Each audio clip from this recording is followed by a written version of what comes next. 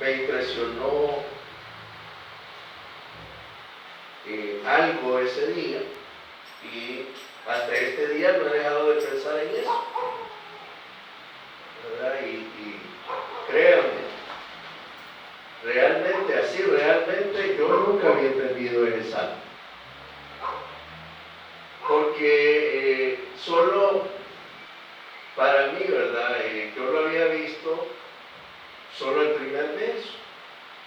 Ahí dice, cuán bueno y cuán delicioso es habitar los hermanos juntos en armonía. Hasta ahí llegaba. ¿Verdad? O sea, si queríamos, ¿verdad? Un verso para una reunión, ¿verdad? Salmo 133:1 y hasta ahí llegaba. Pero, cuando el hermano lo leyó, y yo, desde el día sábado que el hermano estuvo predicando del Espíritu Santo, inmediatamente, ¿verdad?, logré entender el salmo en ese día. Porque después en el verso 2 dice, es como el buen óleo, ¿sí? ¿Verdad? Que baja por la cabeza, por la barba de Aarón, ¿verdad? Y llega hasta sus vestiduras. Y en ese momento, ¡wow! Digo, este verso es la profecía de lo que iba a haber en el libro de los Hechos. Que el Espíritu Santo se iba a derramar. Amén, gloria a Dios. Eso realmente es lo que el Salmo estaba expresando. O sea, el salmista, como dice la palabra, ellos solo por fe creyeron en lo que nosotros hemos recibido. Amén, gloria a Dios. El salmista solo lo dimensionó y vio la reunión. Amén. Que ese día en el libro de los Hechos, en el aposento alto, ellos estaban unánimes, ¿verdad? Estaban orando. Ahora, ellos no sabían lo que iban a decir, pero habían obedecido, porque Jesús les dijo, miren, no se vayan, porque la promesa va a venir. Y entonces ellos obedecieron, y dice que Pedro estaba con las mujeres, y era como el número de 120. Y ellos estaban en el aposento alto orando, y estaban unánimes juntos, como lo dice el Salmo.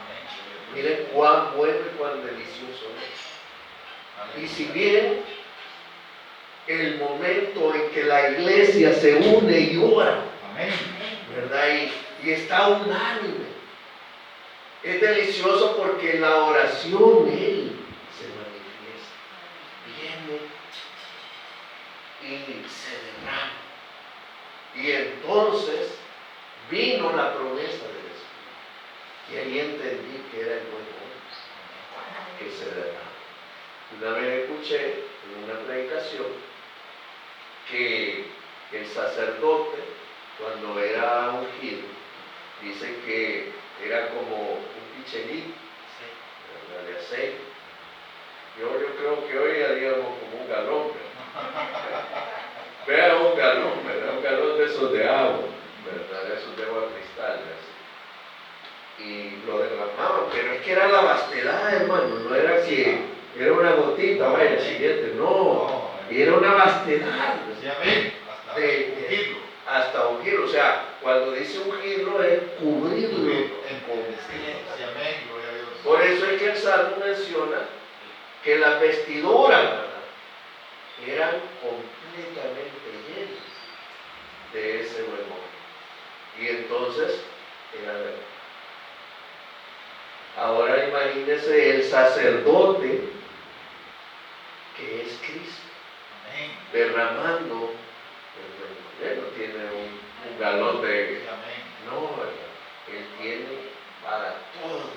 Para todos. ¿Verdad? Porque Él es el sumo sacerdote que ahora intercede por nosotros. Pero también en la iglesia, cuando la iglesia está unánime, junta, derrama Y yo recordaba ese día sábado que el hermano había predicado. Y inmediatamente, ¿verdad?, el Espíritu vino y me ministró y pude entender, como les decía, este salmo. Pero no termina ahí, sino que hay un tercer verso en el salmo. Y entonces dice, como el rocío. Entonces dice que primero agarra al sacerdote, pero después agarra como la manifestación en la tierra de ese hombre. Porque no solo se queda aquí, sino que es como un rocío que refresca, ¿verdad? Y ahí menciona el monte de Sion, que es el monte santo, que es el propósito eterno, que la tierra se guarde y sea santificada para Dios. Amén. Pero primero nos une a nosotros como iglesia, para que vayamos y llevemos también ese rocío, porque ¿qué dice al final? Porque Jehová envía bendición y que y vida eterna. Ahí termina, ¿verdad?, el salmista profetizando qué es lo que iba a hacer ese buen óleo cuando la iglesia está orando en el propósito. Entonces trae bendición y vida eterna. Entonces, wow, mira, cuando digo eso, hermano, Señor, aleluya. Y entonces vino el momento ya de terminar la oración. Y yo sentí, bueno, ahorita, ¿verdad?, hay que dar el paso, que ahí dice, porque el óleo no es una experiencia bonita, no es para eso, ¿sí? No es para, qué bonito se sintió, gloria a Dios, ¿verdad? El Espíritu vino, nos ministró, pero no es eso, sino es ya el accionar, ¿verdad? Y el hermano me pidió, hermano, ore para terminar el momento. Y yo, como les digo, sentí bueno. Y las hermanas habían manifestado que estaban con problemas de salud. Entonces yo dije, bueno, Señor, obra. Y le dije, Señor, manifiesta. Y le dije a la hermana, y puse una silla en medio, y la otra, y le dije, hermana, siéntese aquí, que ahora vamos a orar, vamos a clamar, porque ahí en la unidad y la manifestación, el óleo tenía que manifestarse, tenía que derramarse y cubrir. Y empezó una presencia, hasta un silbo apacible pudimos sentir. Y la hermana manifestó que ya había al final. Pero, ¿qué sucede si no accionamos? Porque, como dijo el hermano, ¿verdad?, y leyó ese verso, y recibiréis poder. Pero el poder está, pero en nosotros, ¿dónde está? Él ya cumplió. Amén. Se fue y dijo, no, le conviene que yo me vaya. ¿Cuál? Mire, y esto es tremendo, cuando a mí un hermano me lo enseñó y me dijo, mire, me dijo, ¿cuál es la diferencia entre los discípulos y nosotros? Y me hizo ver, pero los evangelios, ¿cuál es la diferencia entre los discípulos y nosotros? Bueno, que andaban con Jesús. Ellos no habían recibido el Espíritu Santo. Nosotros sí. Ahora, si ellos lo tenían, Pero él les dijo, y él le fue claro, les conviene que yo, porque si no, no viene. Si yo me quedo, no viene. Y a nosotros nos conviene que venga. ¿Sí? Y en otra ocasión, un hermano también me hizo una pregunta. Mire, me dijo, ¿cuál fue el milagro que hizo Pedro y que no hizo eso? Por eso le dije, sí, me dijo. Pedro hizo un milagro que no hizo Jesús. Y me reprobó, me metió, ¿cuál fue? Que Pedro sanó con el sol. Y me dijo, sí, ¿verdad? Fue el Espíritu. Pero mire, cuando Él le dice, le conviene el poder, la manifestación. Dice que sacaban las camas porque tal vez aún la sombra, cuando Pedro pasaba, sanaban. Porque con Jesús le peleaban por tocar. Pero Pedro con la sombra. Él iba pasando y al menos la sombra, que me caiga la sombra. Y Pablo ya lo digamos, predicaba, se limpiaba el sudor, inmediatamente mi hermanito, cuando se descuidaba, agarraba el paño, se iba y lo ponía en el enfermo y sanaba. Un paño sudado, porque les conviene que yo me vea. ¿Ve qué tremendo? Pero debemos accionar. Debemos, miren, aquí vamos a poder experimentar mucha gloria de Dios, pero es en los lugares donde estamos, mayormente trabajo, escuela, etc. Ahí es donde requerimos que nosotros promovamos y seamos los artífices de que lo espiritual se manifieste. Nosotros debemos provocar el deseo por la oración, por Dios, por la palabra. Pero si no accionamos, ¿cómo veremos su luz? ¿Cuál era? Y esto sí no me lo preguntan, hoy no se lo pregunto. ¿Cuál era la urgencia más fuerte de Pablo? Ganar a las almas, predicar, abrir iglesias. ¿Cuál fue su urgencia, hermano? Por la cual Pablo hizo lo que hizo. Que él deseaba con gran pasión que recibiera cada uno de los que se le predicaba. Veamos el libro de los Hechos. Veamos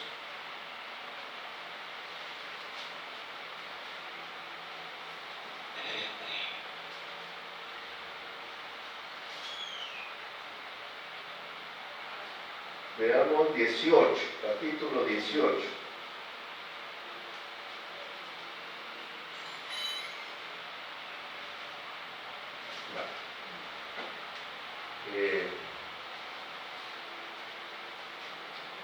Hemos estado estudiando el libro de Éfeso, ¿verdad? Timoteo, ¿verdad? Los martes. Y han habido algunas referencias en Éfeso, en la carta a Éfeso. Y Pablo tuvo un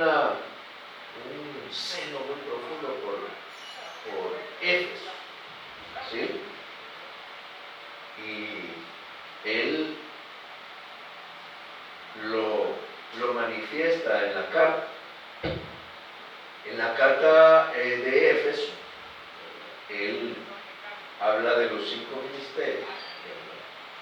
Y cómo debe de ser la edificación del cuerpo de Cristo, ¿sí? Y él da 3 ejemplos, ¿verdad? Habla de un edificio, ¿verdad? Habla de un cuerpo y también hace un ejemplo con el matrimonio, ¿verdad? Entonces, él como que les predica a los constructores, ¿verdad? A los médicos y a los matrimonios, para poder explicar cómo debe ser la edificación de la iglesia.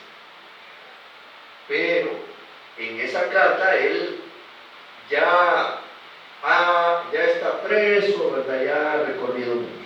Pero lo que vamos a leer es cómo él llegó ahí, ¿verdad? Vamos a leer entonces 18, 24.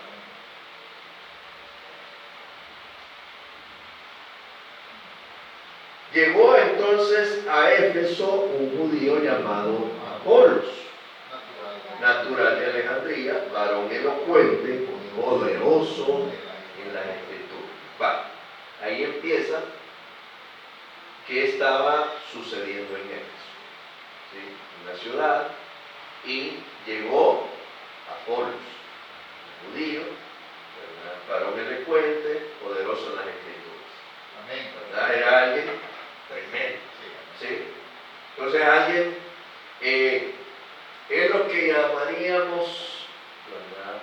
Alguien preparado, ¿sí? Un teólogo, ¿verdad? Porque dice poderoso en las escrituras, elocuente.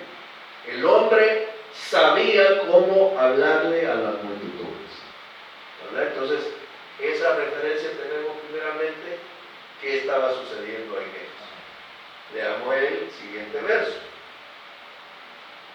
Este había sido instruido en el camino del Señor, ¿verdad? Entonces ya vemos primeramente que Apolos, digamos, vimos primero su currículum. Ahora viene cómo él había sido convertido, ¿verdad? Entonces dice, este había sido instruido en el camino del Señor. Ahora, la iglesia, en el libro de los Hechos, ellos no se hacían llamar cristianos. A ellos les llamaban, pero ellos se hacían llamar los del camino. ¿Amén? Entonces, por eso aquí dice que había sido instruido en el camino del Señor, diciendo de espíritu fervoroso. O sea que cuando le hablaron a él, hermano, él empezó, wow, como él era así, ¿verdad? O sea, él le gustaba estudiar, aprender, ¿verdad? Y cuando le hablaron del camino del Señor, el sitio que le hizo clic y empezó, hermano, a estudiar. Por eso dice espíritu fervoroso. Y luego dice, hablaba y enseñaba diligentemente. O sea que él, pero hermano, él empezó a enseñar concerniente al Señor, aunque solamente conocía el bautismo. O sea que quien le enseñó a él, ¿verdad? Le enseñó acerca de los evangelios, ¿verdad? Que vino Juan, bautizaba, y vino Jesús y fue bautizado. Entonces él solo sabía sobre el bautismo de arrepentimiento de Juan. Gloria a Dios. ¿Ok? Y luego que dice ahí, y comenzó a hablar con denuedo en la sinagoga. Pero cuando leyeron Priscila y Aquila, le tomaron aparte y le pusieron más exactamente. Ahora, ya lo habían instruido, pero lo oyó Priscila y Aquila. ¿Quiénes eran ellos? Discípulos de Juan. Miren la diferencia. Cuando lo oyeron, bueno, hay que, ahorita, ¿verdad? El varón conoce, pero hay que graduar, ¿verdad? Entonces vinieron y le explicaron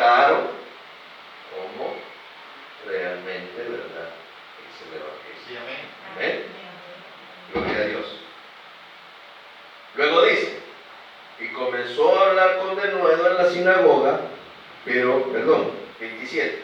Y Y queriendo él pasar a Acaya, los hermanos le animaron y escribieron a los discípulos que le recibiesen. Y llegando él allá, fue de gran provecho a los que por la gracia habían creído. Porque con gran vehemencia refutaba públicamente a los judíos, demostrando por las escrituras que Jesús era el Cristo. Vale, entonces, vino Priscila y Aquila y le explicaron quién era Cristo. Pero, ven que él quería ir a otro lugar. Y como él ya tenía una reputación, los hermanos decían, venga ese predicador, ¿verdad? Venga ese que llena estadio. Y lo solicitaban. O sea, querían escuchar. Pero hay algo interesante. ¿Por qué querían que Apolo llegara? Porque se ponía de tú a tú con los judíos. Es como prácticamente lo que pasa hoy, ¿verdad? Con estas cosas de las elecciones. Que no, ¿verdad? Que él le dice a este y se pone a refutar. Y no es ese el objetivo. ¿Sí? No es ese el objetivo del conocimiento de la palabra. Pero eso le gustaba. Eso querían. No, tráiganlo. Aquí hay unos judíos, ¿verdad? Lo voy a poner quieto. ¿Verdad? Y no es esa el objetivo. Entonces, podemos ver que él quería refutar a los judíos y podría haberse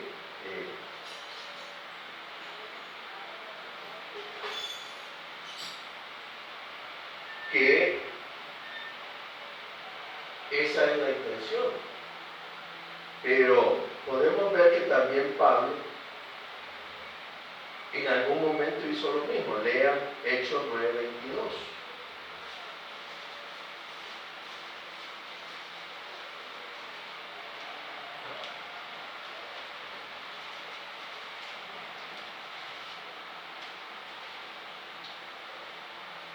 ¿Quién lo lee? Hechos 9:22.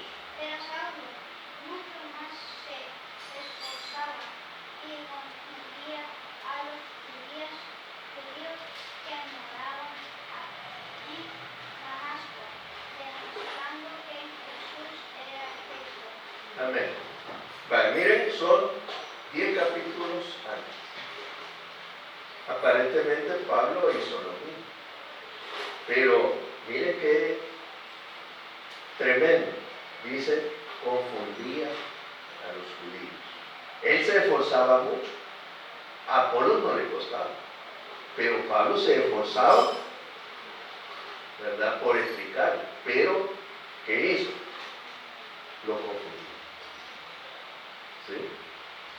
Había una confusión en los judíos. A raíz de eso, ¿verdad?, Pablo sufrió mucho. ¿Por qué? Porque ellos se levantaban en contra de él, lo pelearon, etcétera, etcétera. Pero vemos 10 versos después, ahora, cómo actuaba Pablo. Ya él había recorrido eso. Ahora vamos a ver cómo él actuó. Hoy vamos al 19.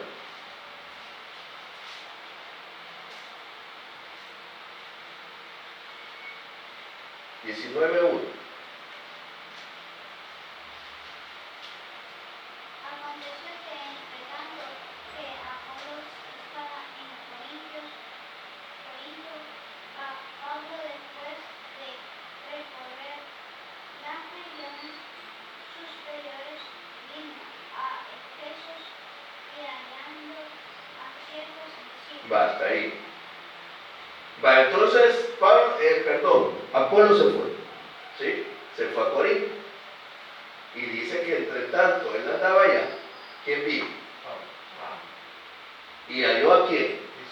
A los discípulos que se habían hecho por medio de Apolos. Y aquí viene lo tremendo. Y esto es clave para nosotros. Amén. Porque Pablo no inició predicando. Halló a unos discípulos. Oiga bien, discípulos. No era la gente de fuera, eran discípulos. Ya estaban en la iglesia, ya eran parte de la iglesia, ya habían recibido la instrucción del camino. Y cuando llega él y les pasa la página, mire el verso 2, que dice: Recibisteis el Espíritu Santo cuando creísteis. y ellos le dijeron, Ni siquiera. santo el Señor. Algo nuevo. Amén. Discípulo, ¿verdad? Y la primera pregunta, ¿verdad? Y les digo, ¿recibisteis el Espíritu Santo cuando creísteis? Y ellos le dijeron, ni siquiera hemos oído si hay Espíritu Santo. Lea primera de Tesalonicenses 1:5.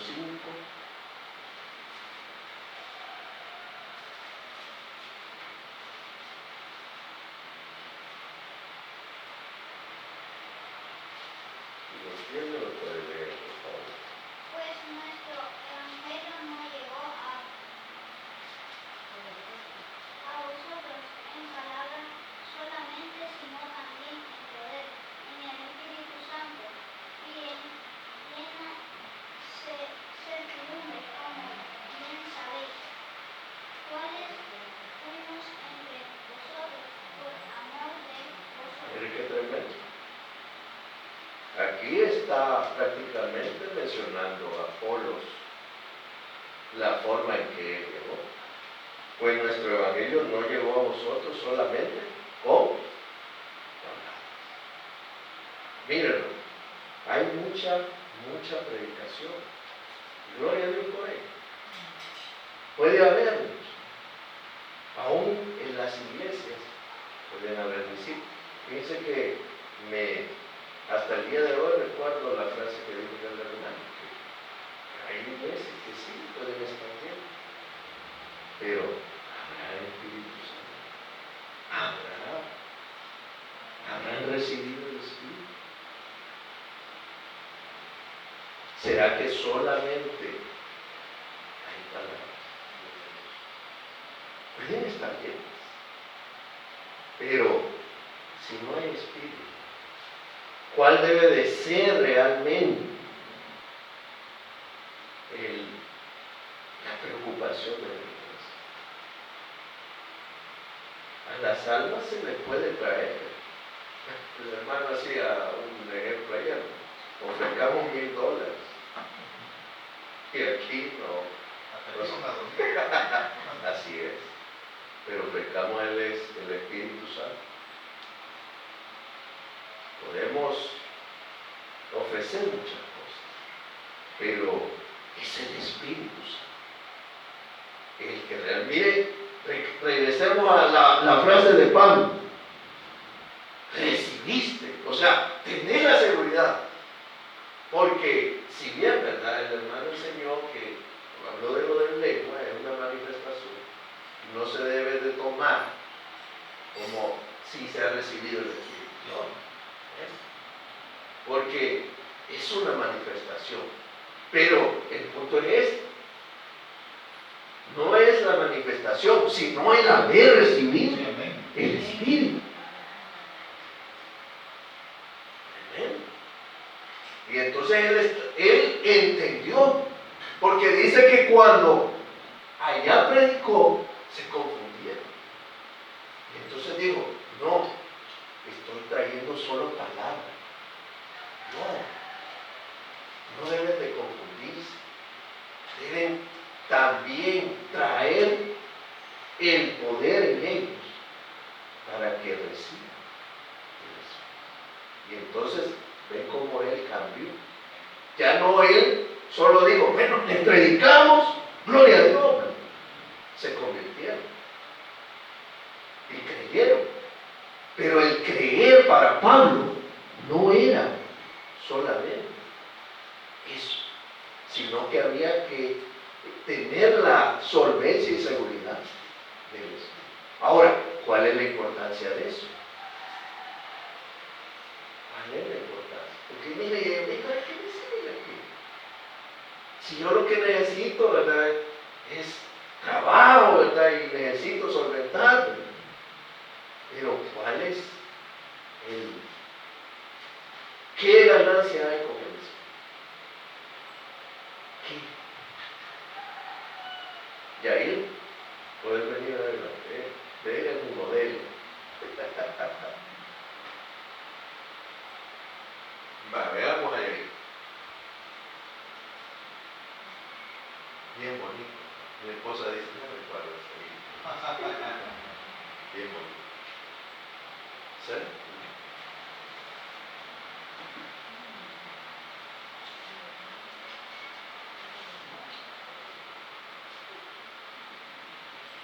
Niño, adulto. Adulto porque niño. Ahora, él es un niño, inspira ternura, pero ¿saben cuál es el problema de él?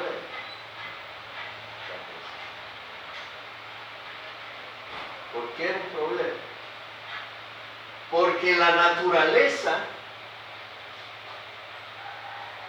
de él, cuando cree, va a ser influenciada, porque esa es la naturaleza de nosotros. Entonces, él ahorita es un niño, mira, pero cuando cree, entonces se va a manifestar su naturaleza, con todo que es. ¿Sí? Entonces, ¿qué hacemos? Porque se va a manifestar. O sea, eso no le quepa duda. Se va a manifestar. ¿Y qué podríamos hacer? En nosotros nada. No podemos hacer nada. Porque es la naturaleza. Se lo puse como ejemplo con el gato. ¿Verdad? El gato de pequeño creció y actuó como ¿qué? Como perro, no. Como gato. Porque es su naturaleza. ¿Sí? Entonces, cuando él crezca, va a manifestar su naturaleza. Entonces, como nosotros no podemos hacer nada, ¿vino qué? La justicia. ¿Ven? Entonces, él tuvo misericordia y actuó en justicia. Y mandó a su hijo. ¿Para qué? Para darnos una nueva. Entonces, aunque él crezca con su naturaleza de Adán, la naturaleza de Cristo va a pelear contra lo que Pablo llamó la carne. Amén. Entonces, él sí, ya adulto, puede discernir si va a ir a lo espiritual o va a ir a lo natural. ¿Amén? Amén. Va, puede sentarse, no tengo chocolate.